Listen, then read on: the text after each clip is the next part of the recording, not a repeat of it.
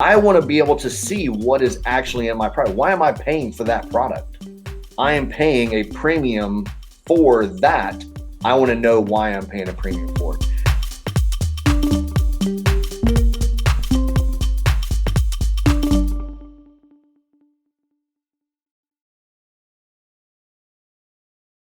Hello, when somebody logs on, or if you log on, like, share, comment, to join in on the conversation. I'm super excited about today. If you guys have any questions, don't hesitate to reach out. Edwin, if you want to share real quick, how do people get in touch with you if they do want to get in touch? And then I'll add it to the comments so people can reach out. Yeah, absolutely. We're on social media. You can find us on Facebook, Twitter, Instagram, LinkedIn. I tried to send over all the handles that we have, but most of it, if you punch in NGF Global in a variant, I think I have it written right here so I don't mess this up. But so let's see, Facebook is NGF Global and the number 1, and LinkedIn is just NGF Global. Instagram is ngf.global, and the Twitter account is my name, Edwin Richardson, for right now until we decide to push. But those are all great ways to get hold of us. You can go to the website and the contact us slide will push everything to myself and the other business partners. But it's perfect. Real easy.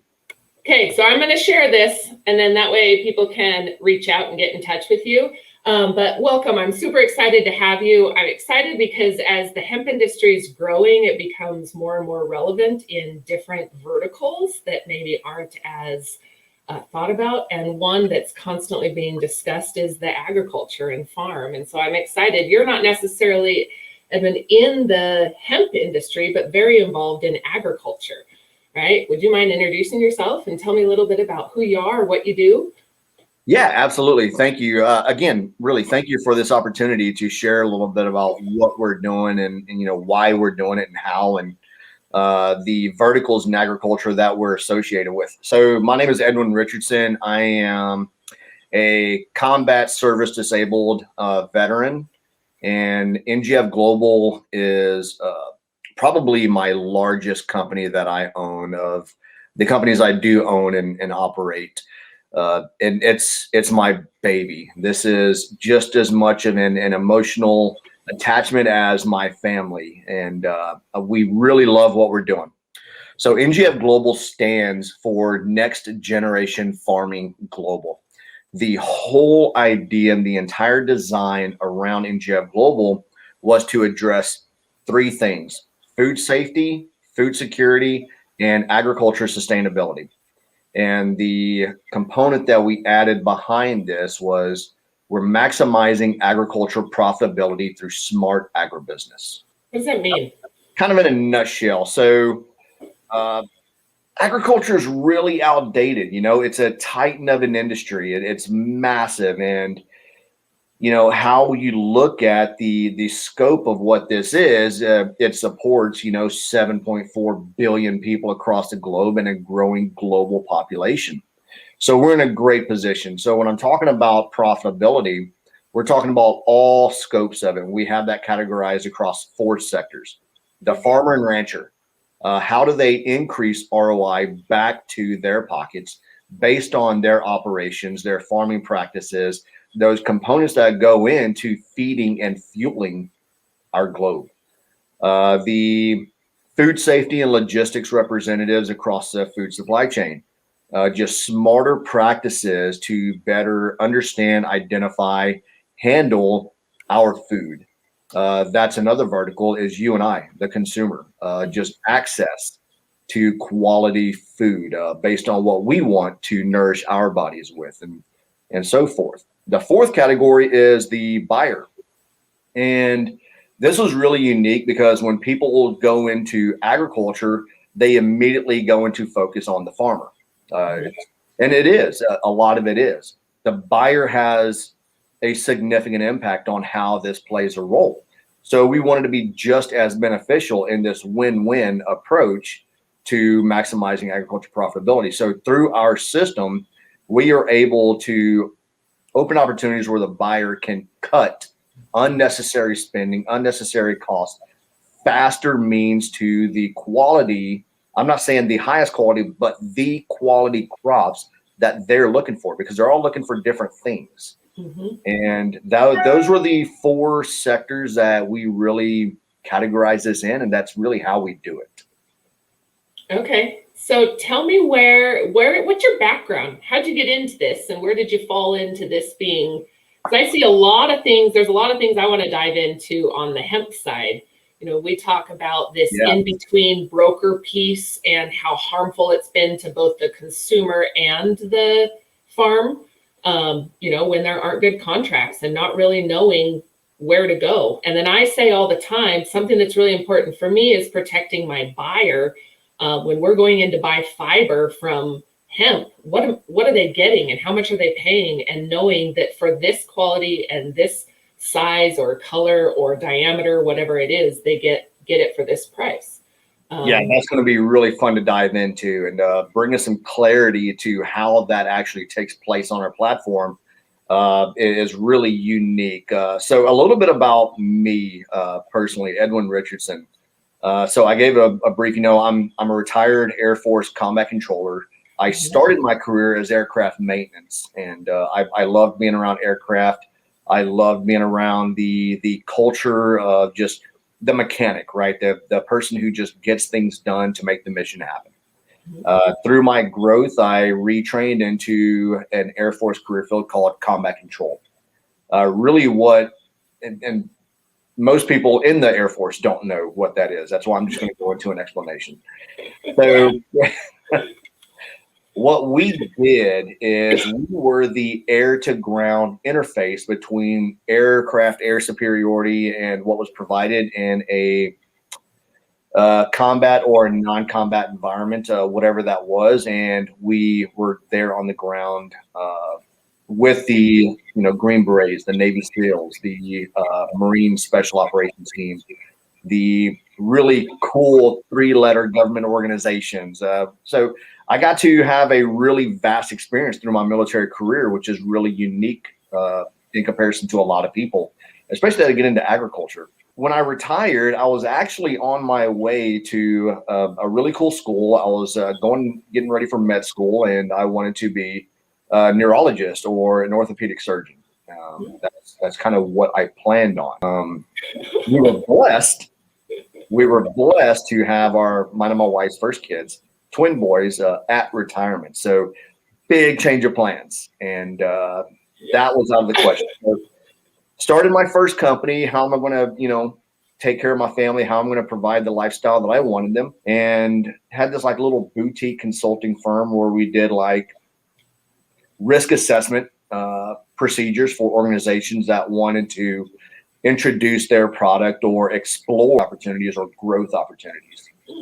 And those are some of the things that I just learned to do really, really well when I was looking at different environments across the globe as a combat controller to conduct my missions. So that's what I provided, and it worked out really, really well. So that's kind of how it started. Now the transition is going to take place. We had a client that wanted to market a product in agriculture on a global scale and be competitive. And they were in the textiles industry. And one of my employees at the time, who was also a veteran I served with, came up and he was like, "Hey, Ed, I'd really like to take the lead on this one." I was like, "Yeah, man, you got it. Just kind of educate me along the way so, I can learn from this process as well, because I really don't know what they're looking for." So he pitched a great thing that they just did not like. And it's just not what they were looking for. And we decided to move forward with it. And what we found was, even though that client did not like what we pitched, who that product was designed to support loved it. They thought it was a great idea. So I had already had a couple of potential buyers to buy out my contracts with my consulting firm and so on. And we started to realize that this may be bigger than what we initially thought. So I sold off my first company, sold my contracts. We licensed NGF Global, and we got it moving. And we started by just putting together focus groups. Let's find out, what does the industry really want? What's really going on? I don't want another guy who shows up and says, I have this great idea. We're going to save you or make you money, and we're the best at it. And all we need is this, and it's going to cost this much. And you're going to have this great life, because it's BS. They're going to see right through it. And they got to be a significant, intimate part of who we became. And to me, that's really special. And to our team, that's really special. So that's when we built the Connect platform. And that's where NGF Global really aligned to hit our 4 points across those verticals and how we wanted to do this. And that's a place where growers and buyers can connect to negotiate their own transactions. We're going to hit on some of your questions that you just brought up, but that's really how it happened. Yeah. So when you talk about what were your four key components that the industry needed? When you said, like, what are those when you went into your focus groups? Because that's where I feel kind of our association is. Right. We're building these committees. I call them committees, but they're almost like focus groups around topics in the industry that are discussed or brought up. How'd that go, and what did you find right off the bat that was a real need? And yeah, so we categorize them across the 4 components that we spoke of just a little bit ago. Farmers and ranchers, supply chain, logistics, food safety experts, buyers, and consumers.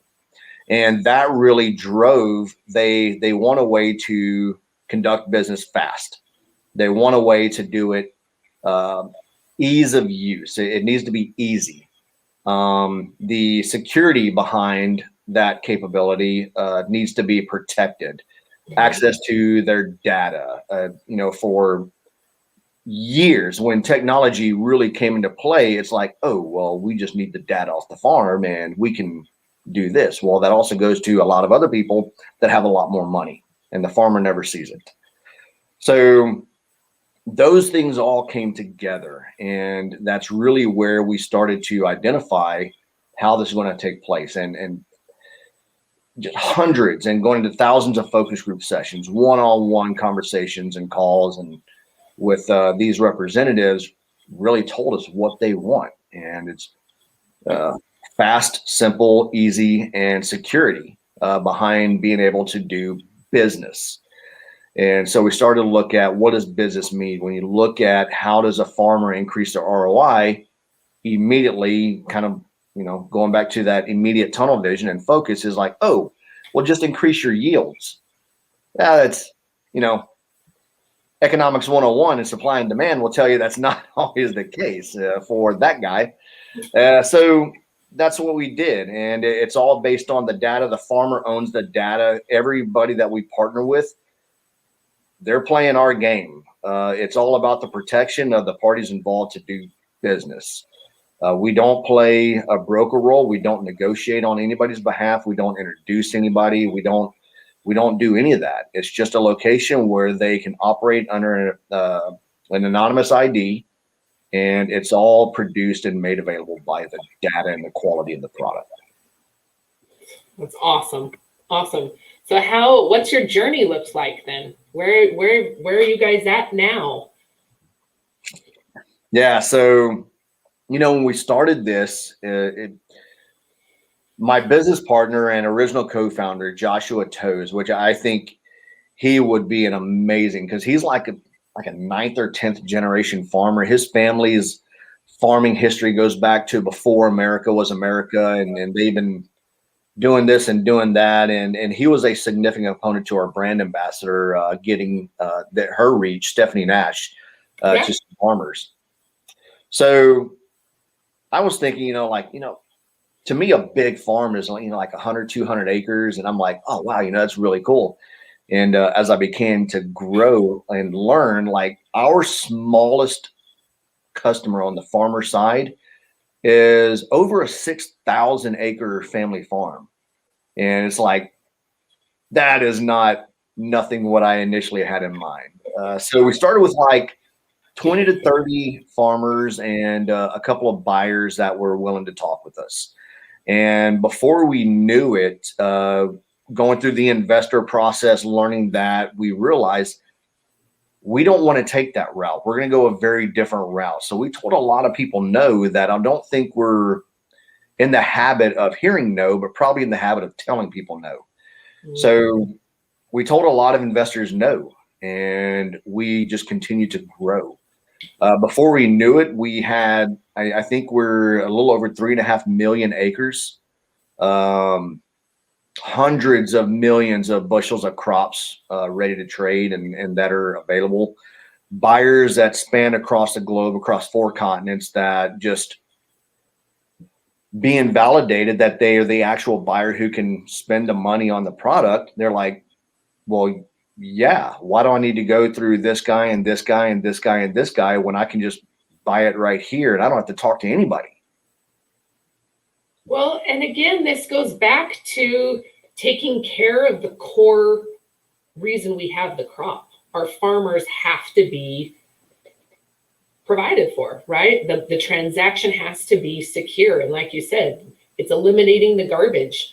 And this is especially important in the hemp industry or the cannabis industry. Yeah. It's where I see tons of value. Is this in-between broker piece has been very broken, and a lot of empty promises have been made to our farmers. So we didn't really, so we're not in hemp and cannabis yet. And when we started to identify what that could look like, we didn't know really what it could look like. We just weren't educated in that, vertical, those verticals. So we started to just, again, going back to building focus group sessions, like what do we need to know? We don't even know what questions to ask until we start talking to people and start to find out what do we need to ask. And the biggest question was, does our business model solve enough of the same challenges in the hemp and cannabis industry to be profitable? And, that's just as important as it is for the farmer and the buyer to have this win-win and so on. We need to be profitable as well. We're a company, we have our own employees we have to support. So, man. Well, yeah. when you talk acreage, right now, hemp has been grown on much smaller plots, smaller lots. It's becoming more common that it's grown as a row crop, like a commodity, right? Where we're going to see thousands and thousands, hundreds and thousands of acres eventually. But So.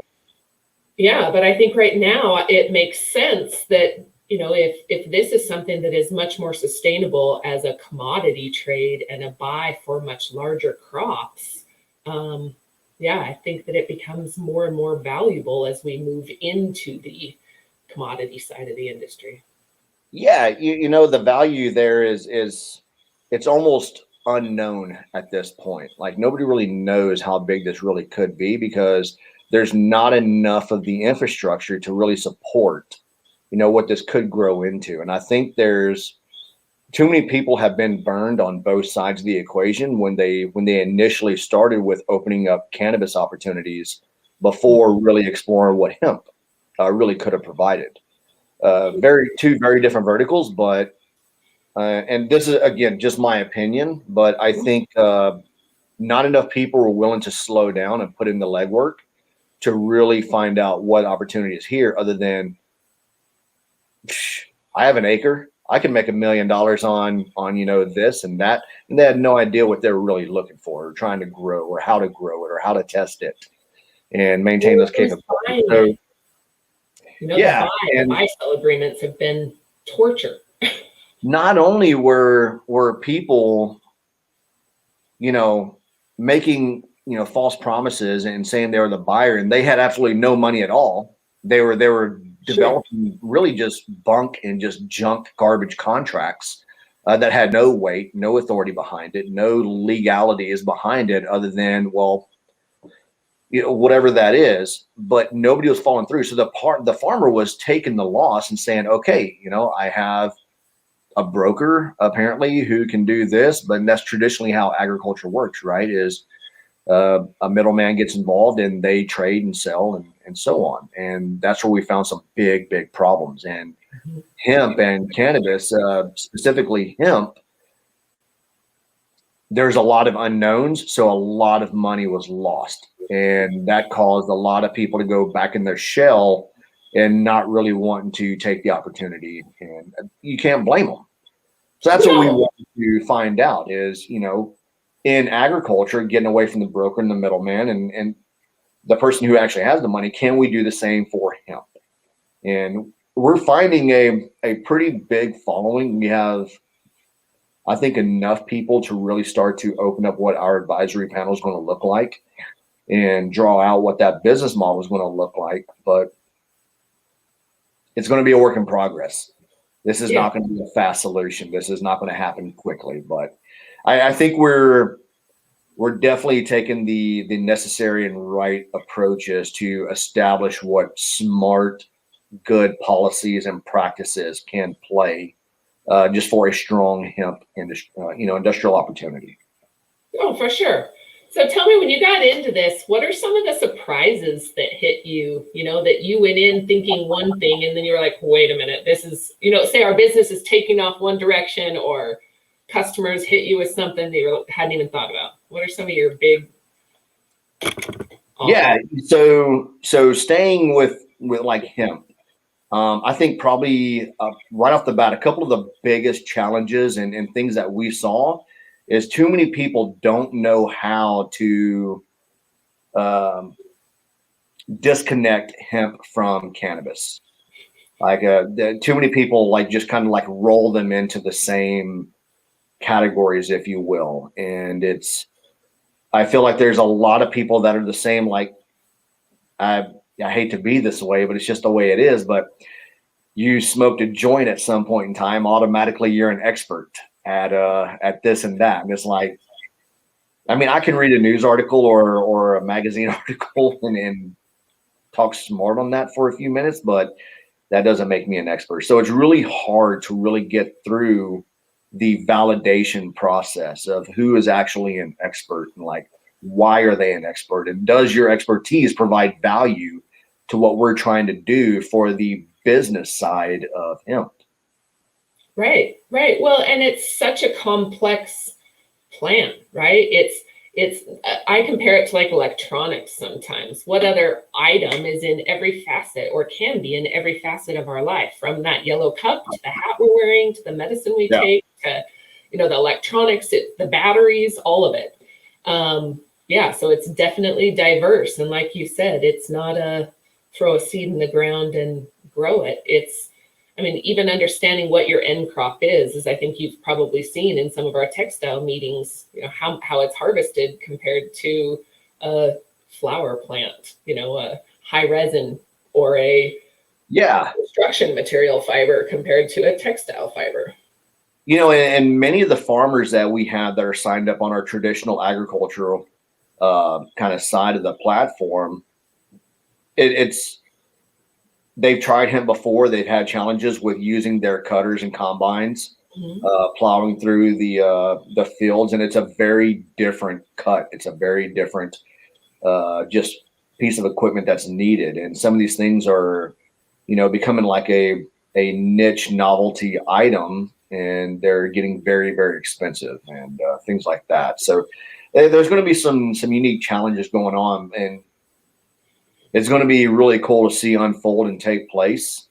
There's a lot to learn. Yeah, you just made a really good point, right? These expensive niche items that are used so that harvesting becomes cost effective is a concern. And it's something in the industry that I think a lot of farmers or people that were educating farmers about the capability of their crop, they forget to leave out that it's a very short time frame to harvest at a very expensive cost for labor. And with that, I have to show you this video real quick. Our sponsor from Colorado or from Western Mills, Western Ag Works in Colorado, has this harvesting equipment. And I've got this video. I'm going to show it to you just real quick.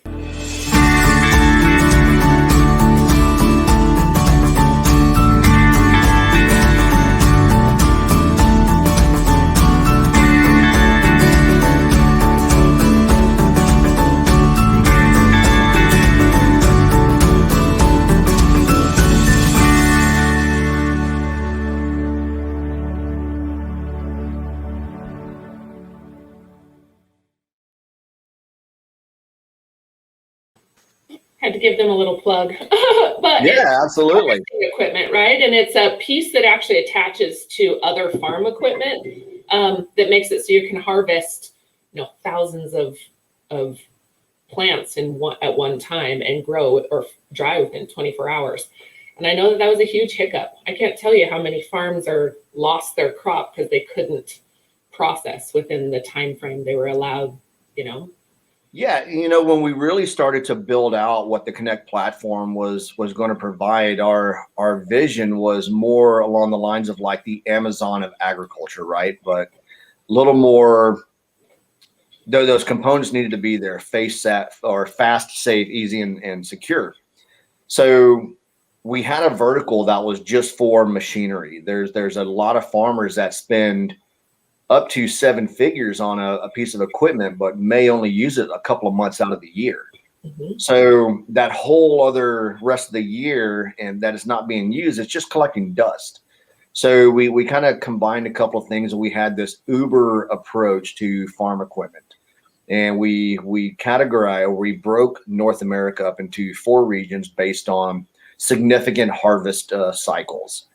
And the idea was, you can make money on your equipment, and we control all the logistics for you, so you don't have to take away from your personal time. You don't have to do any of it. The licensing and insurances are already in place, but we move it from region to region to make sure it's back at your property for your next harvest or when you need it. And it was a way for them to make cash instead of collecting dust and waste of money. And we had a pretty good following from various farmers in traditional ag, especially on the grain side. Yeah. The grain side was really big. And why? Why do you think? Is equipment more expensive for them on processing, or? I think when you look at the sheer size and everything that's going into like a massive combine, as opposed to some of the other smaller tractors for other crops, and then why you need these just massive pieces of equipment for the size of land that it's working on. You're thousands and thousands and thousands of acres, and so on. So it caught on pretty quick. We haven't opened that vertical yet. We're still doing some research on it, and we want to make sure that the business model fits. And so that's looking at the niche, going back to the niche equipment for hemp. We had started to look whether that was something that could fit into our machinery vertical that could be one, used by farmers to share in off season to make some money on it, but also some of these like the organization you just showed the video for them to compete. And we have this AI capability for smart marketing, where they would play a vendor role on our platform, but they would only target who their customer would be instead of your traditional social media where you just have any piece of garbage that shows up. And so your mom and pop little stores could compete with your giants. And it was a way for us to just really open up again. And it all comes back to smart agribusiness. Like, how are we making the best of your time and we're maximizing your profitability?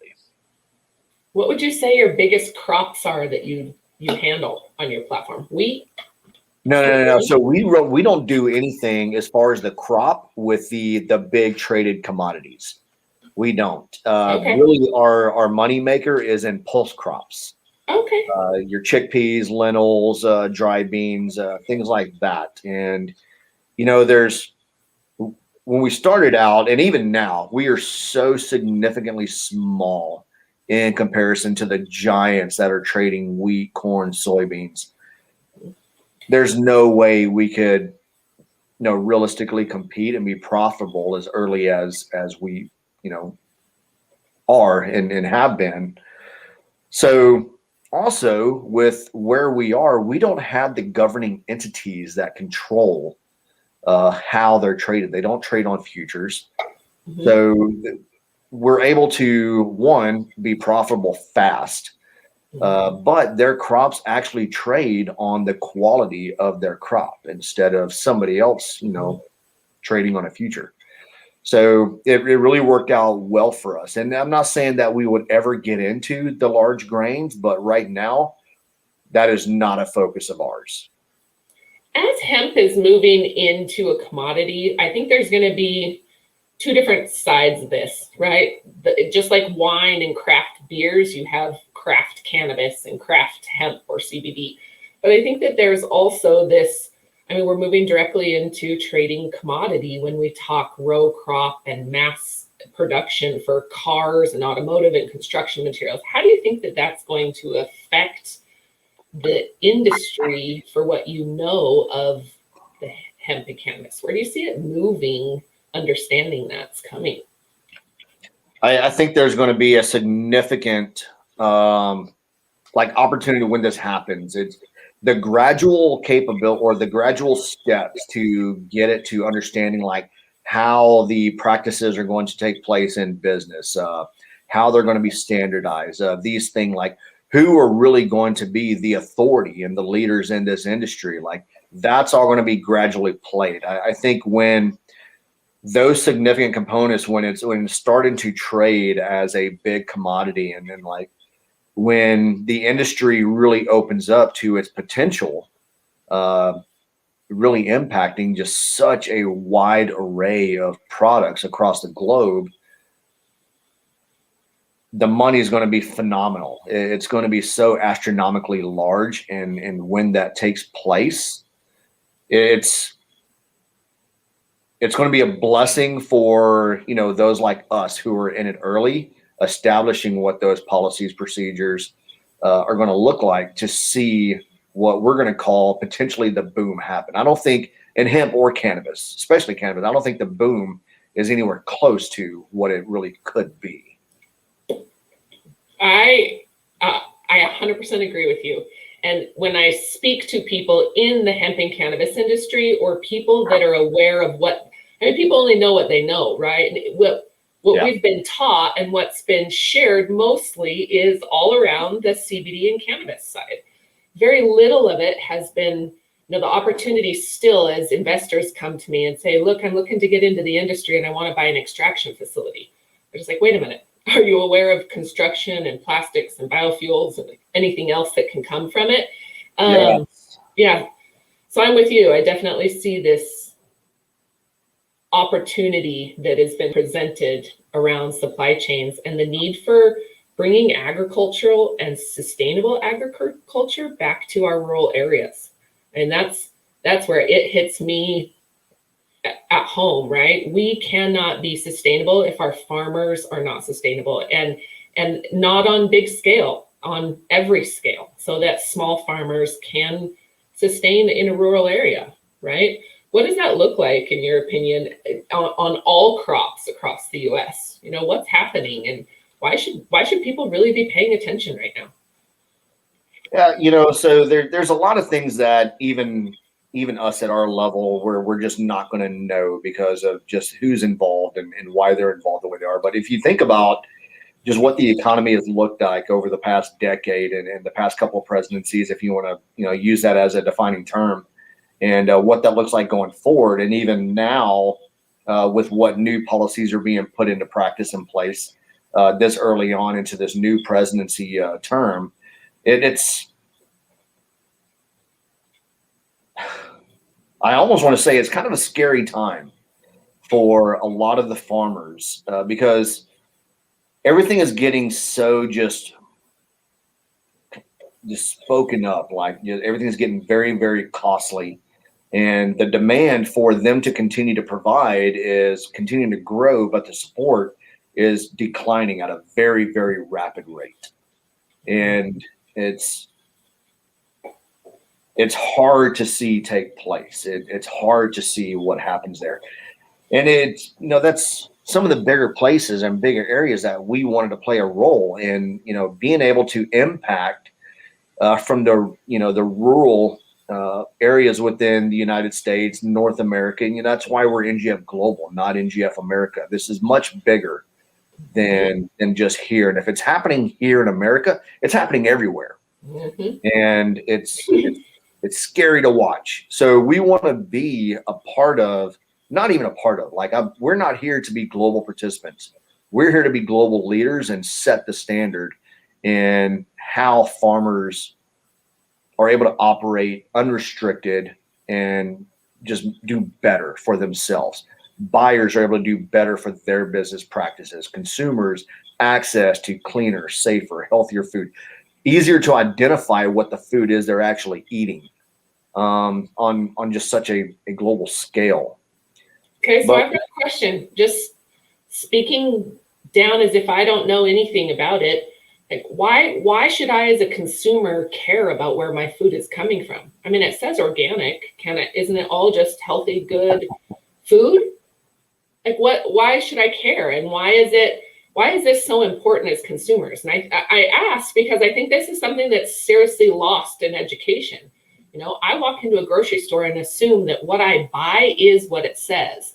But what I was misinformed about is how things can be labeled organic, or in other instances, how you can label a plastic bottle hemp plastic with only 25% hemp plastic in it.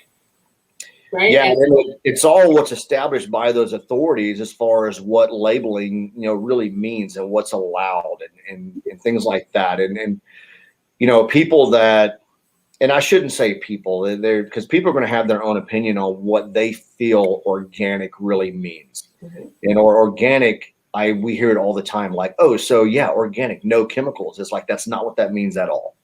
Like nothing close to it. If you want to personally see it as organic means no chemicals, then that's on you. But on a business, economic, global scale, that is not what that means at all. It's an approved list. And we've had some really good conversations as far as the labeling and what organic means, and GMO versus non-GMO and things like that. And what we think that's going to play to hemp seeds and things down the road, it is going to be pretty significant in what the outcome is going to look like. So why should people pay attention to, the labeling on a product?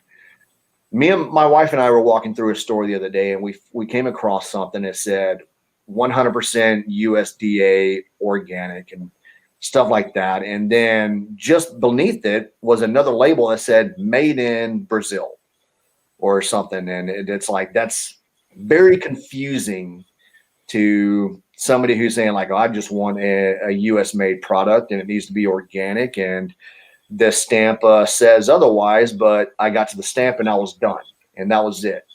And if somebody reads a little lower, it says made in an entirely different country, and now you have a whole series of unknowns as far as what's actually in this product, as opposed to what our governing authorities and the agriculture industry say this is good enough. So to me, that's not good enough. And if I have significant food allergies, or if I have, I don't know, my grandmother coming over and she is, on a very restricted diet, whatever that is, I want to be able to see what is actually in my product. Why am I paying for that product? I am paying a premium for that. I want to know why I'm paying a premium for it. And the USDA label just doesn't do that.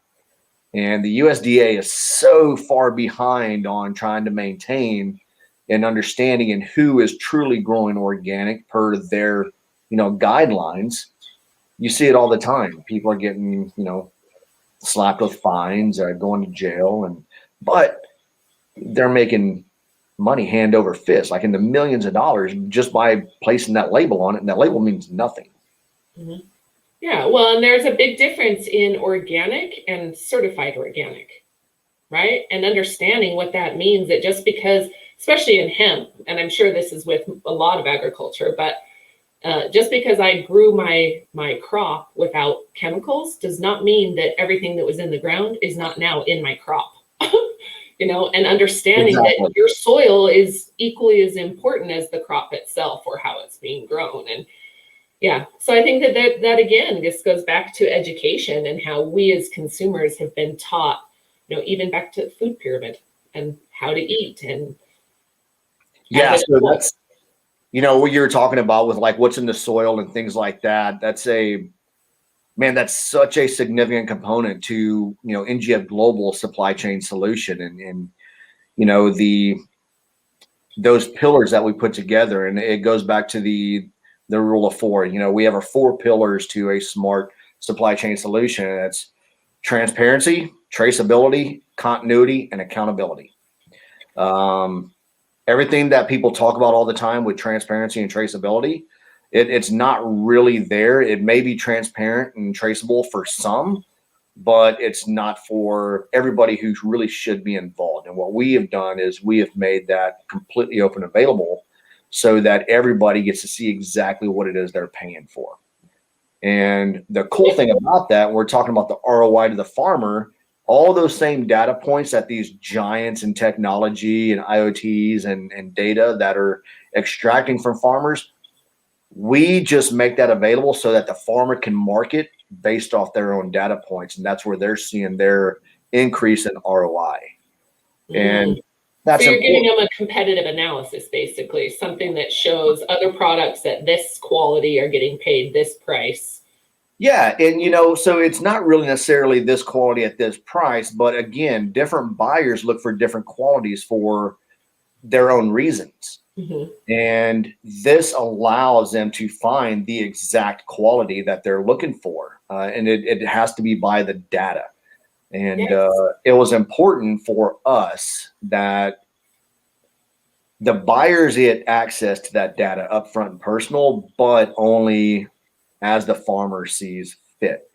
In order for the farmer to market that data, they have to make it available for NGF Global. And all we do is make that available so that we can contain it back based on the data if there's a contaminated product, and we can do it fast, way faster than the FDA, way faster than other entities can.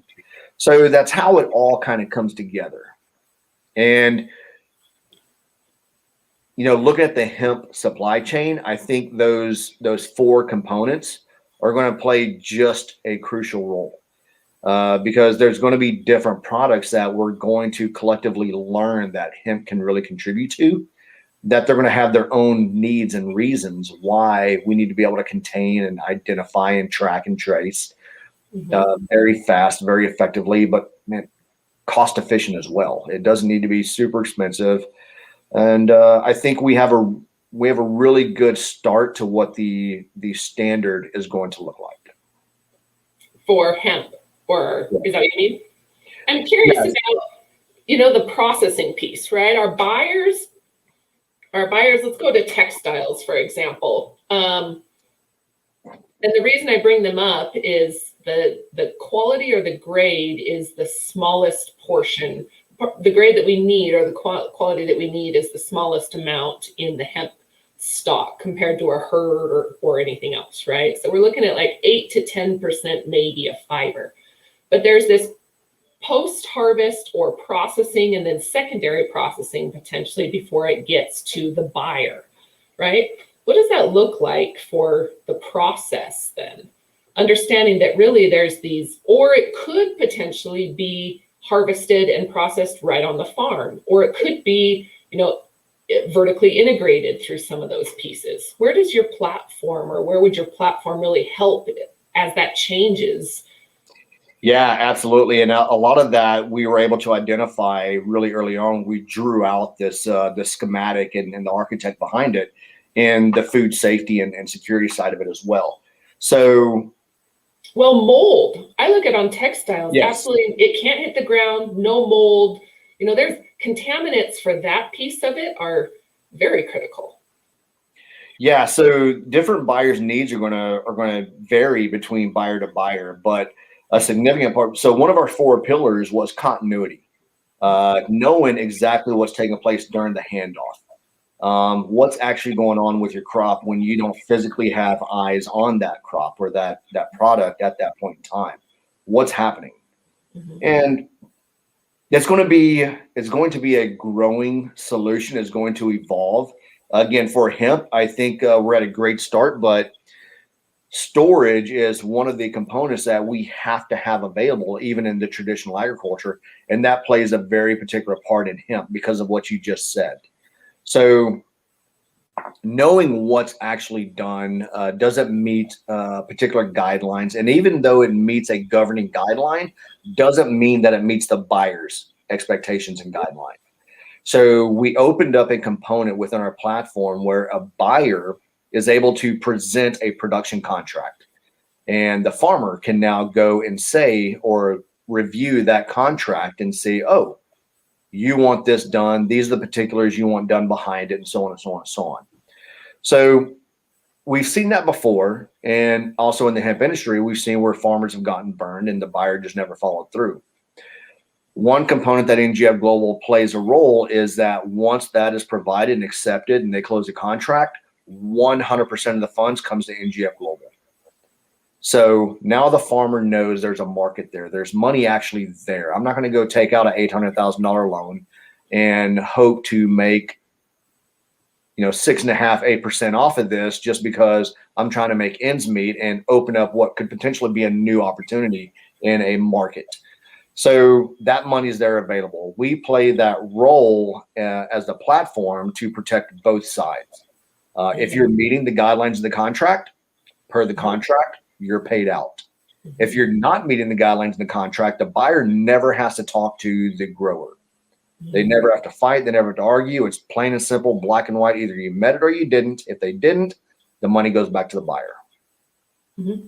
I'm really excited about this. I want to talk more as the hemp industry evolves, because this is something that I think protects a lot of people, where I'm curious as the industry moves and the volume at which needs to be produced to fulfill some of these big contracts, right? So if we get any of these auto dealers, I mean, they're looking at hundreds and thousands of acres in order to produce viable fiber, right? And then the production piece has to happen, which is a whole nother piece. So I'm curious as that grows, what it looks like on your side, if they're buying from the farm versus the processor, and how do we maintain that supply chain? So for our platform, the beginning of the product has to come off the farm. Okay. The whole idea is it goes back to the farm. Now, if you're a processor and you want to sell your product through our platform to that next buyer, we have to be able to trace that product back to the farm. Right.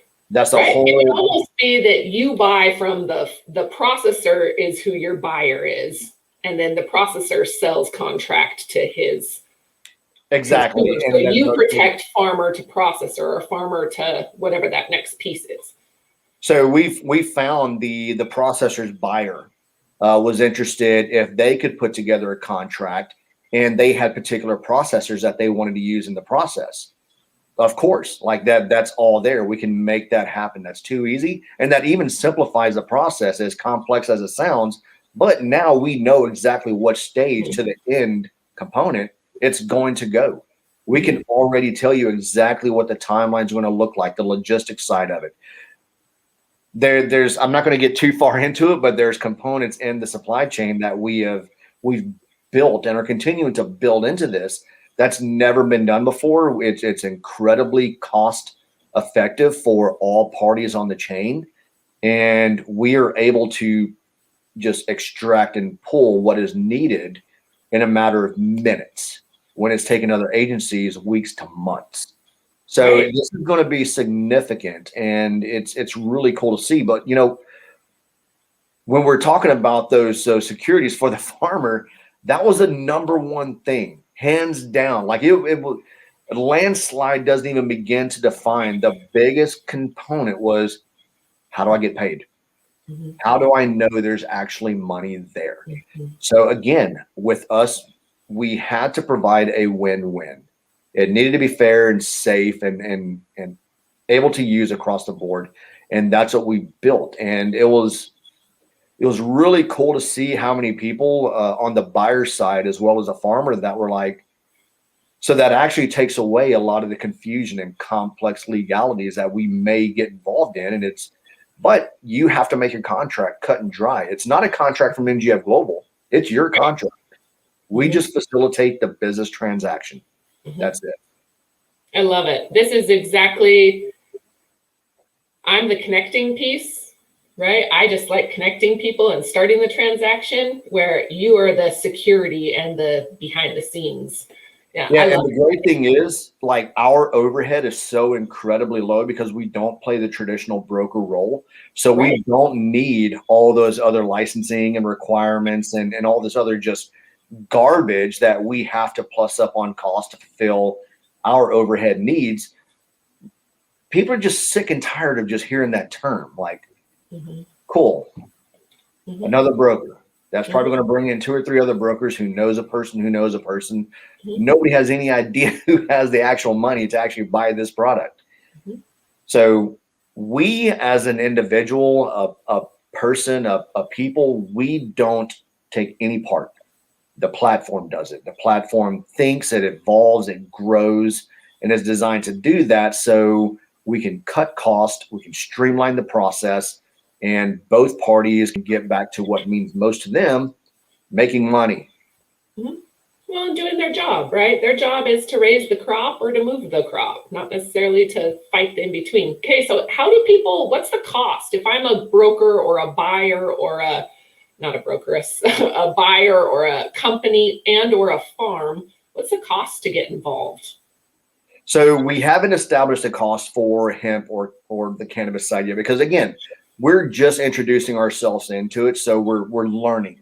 Mm-hmm. A lot of the variants with cost are very different than traditional agriculture, but it looks like, so we take a percentage of what is sold on the platform from the farmer. Mm-hmm. We've seen where that's traditionally about 18% to 23% cheaper than what they've been using going through traditional brokers. On the buyer side, we found we have a subscription process we're going to build. We don't know exactly what that fee is going to look like, but there's different capabilities that the platform will be able to provide. So I don't want to use the term, and I don't want it to be taken loosely or very defined, but it's almost like a software as a service, right? Like So almost a SaaS model. yeah, so you're going to have a subscription into the platform, and it can be done monthly based on your buying needs, or we can do it on an annual contract. And the more you go out based on what you're buying, there's bigger discounts. And based on what that contract looks like, you have access to more things that the platform can do for you, especially with, the use of the artificial intelligence and the smart marketing and how the platform places you into what you're exactly looking for and how fast it does it. Okay, so I had a question. David Rockwood, he's an active listener. I don't know if he's still listening or not, but he's wondering if you've deployed any smart farm AI analytics with your farmer groups. So smart farm analytics can come across various different things. Do you mean applying that to the farm, on the farm, or using their farm analytics to our kind of business model and our capabilities? I think I'm going to ask, he's got an awesome technology, a satellite technology that uses AI to determine all different points across agriculture. Okay. And has a number of clients that use it to determine, water. You can pick out a broken water line way before you see it visually based on the change in what's happening to the plant. Yeah, so I'm assuming that's what he's.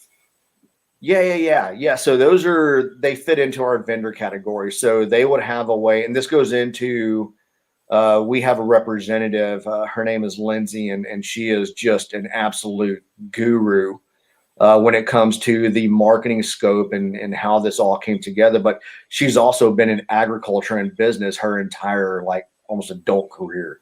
So the smart marketing capability a lot of it was applied for the vendor. There's very particular farmers that they want to target based on what their capabilities are.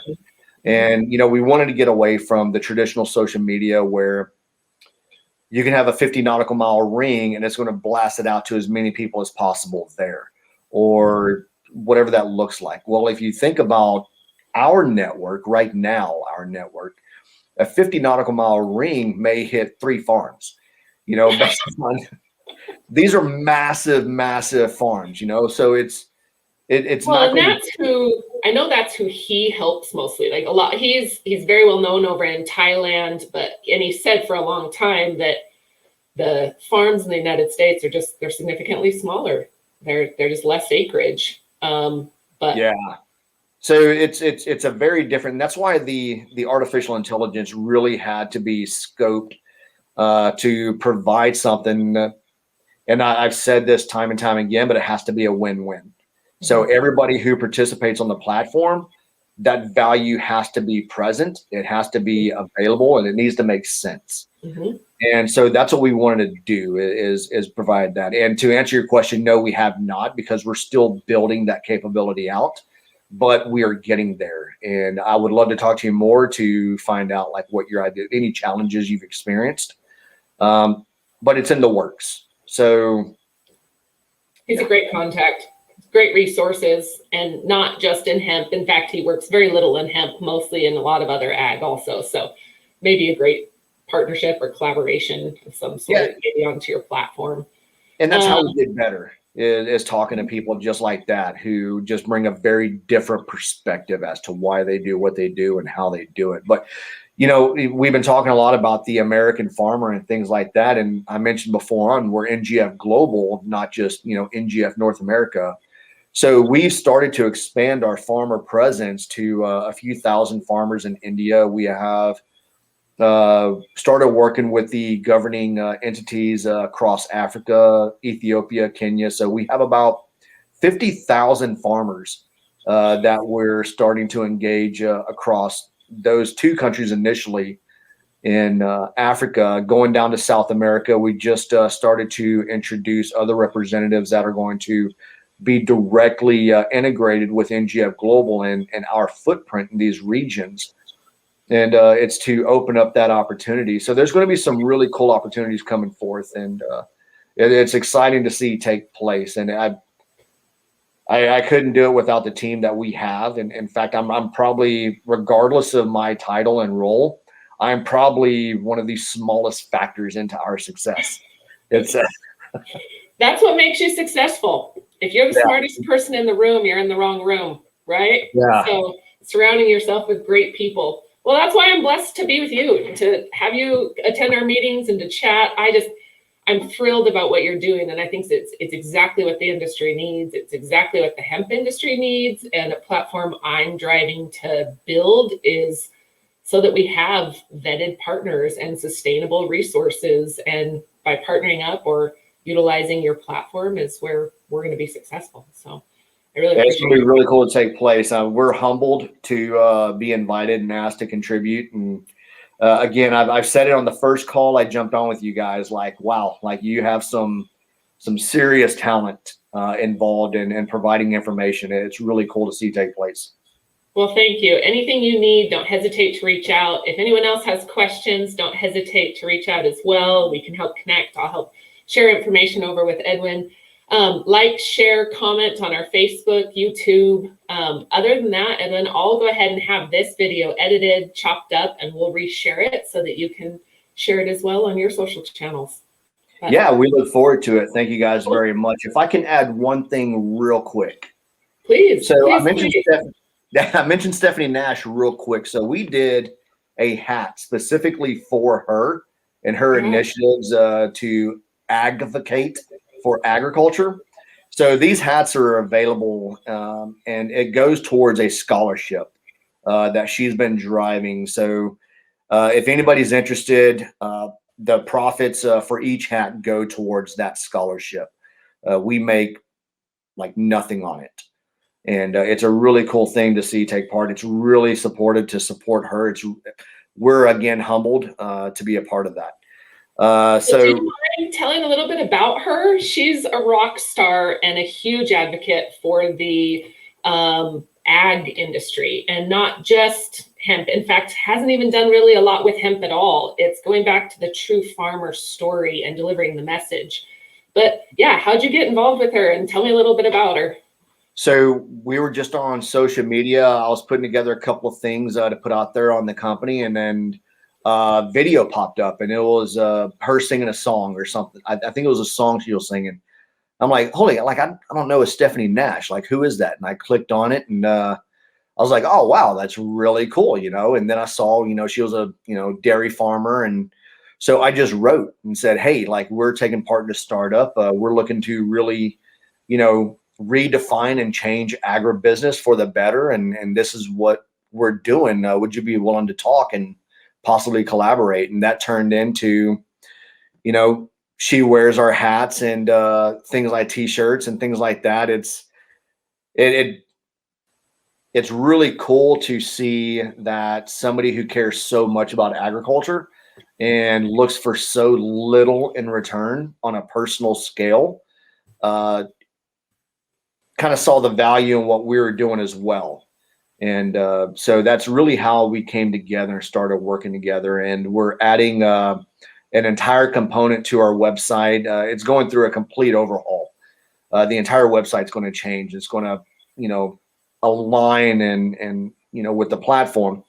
But there's going to be a component just for what she's doing on our website. And it's going to have her YouTube channel where you can go to it and subscribe and everything like that. We're really proud to support her and back her in what she's doing. And we're blessed that she is seeing the value in what we're doing. But it's really cool.